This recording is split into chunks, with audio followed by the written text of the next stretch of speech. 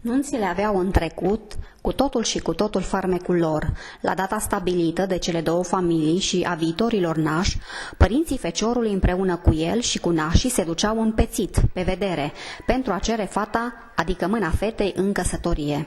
Se stabilea zestrea ce urma li se da tinerilor unde urmau să locuiască după căsătorie. Cine va pregăti la nuntă, când va avea logodna și nunta, câți nuntași vor fi, care vor fi muzicanții și multe alte detalii. De acum, viitorii miri își vor stabili chemătorii, stegarul, druștele, căruțele sau carele cu care vor fi transportați de la casele părintești la biserică, la cununia civilă și la locul unde urma să aibă loc masa de nuntă.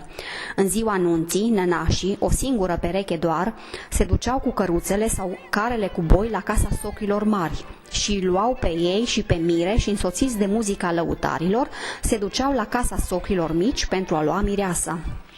Aici poarta era închisă. Pentru a o deschide și a-i primi în curte pe mire, socrii mari, nănașii și toți ceilalți care îi însoțeau avea loc un frumos dialog purtat în versuri și strigături. Intrați în curte, urma un alt dialog pentru a li se da mireasa. Starostele ieșea în curte cu o farfurie plină cu grâu pe care o arunca peste casă în semn de urare, de bogăție pentru miri.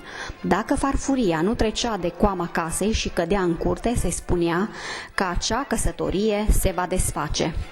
La locul unde se organiza nunta și masa, soacrele îi întâmpinau pe tinerii căsătoriți cu sticle cu țuică în mână și strigând chiuituri prin care li se adresau urări de bun venit și promisiuni despre modul cum se vor împăca de bine.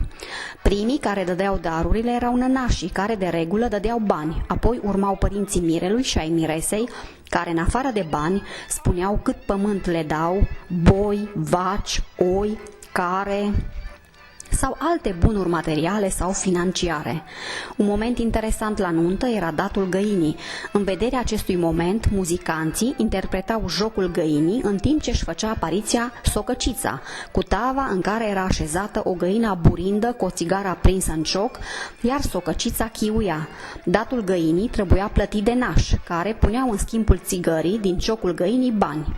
După miezul nopții, mirele, mireasa, nașii și părinții se retrăgeau într-o încăpere alăturată unde urma număratul banilor. Nunta continua până dimineață, iar a doua zi mirii se duceau la naș, unde se stabileau niște priorități pentru perioada următoare.